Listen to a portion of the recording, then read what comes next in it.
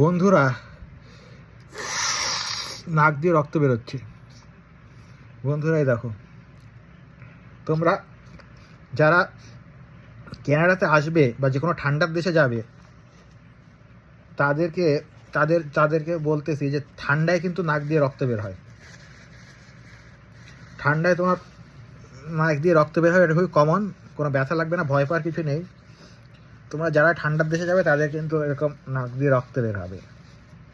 কারণ ঠান্ডায় যেটা হয়, বাতাস অনেক ড্রাই হয়ে যায়, তো নাকের ভেতরে তোমার এই ড্রাই বাতাসটা ঘষা লেগে লেগে নাকের ভেতরে অনেক মাইক্রোস্কোপিক টিয়ার সৃষ্টি হয়।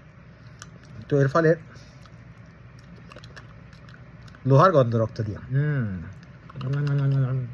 লোহা লোহা। তো এর ফলে তোমার নাক দিয়ে রক্ত বের হয়, ভয়ের কোনো কারণ নেই। প্রতি বছর উইন্টারে হয়, আমার হয়, সবার হয়, শুধু আমার একার না। ওকে বন্ধুরা, এ পর্যন্তই, বাবাই।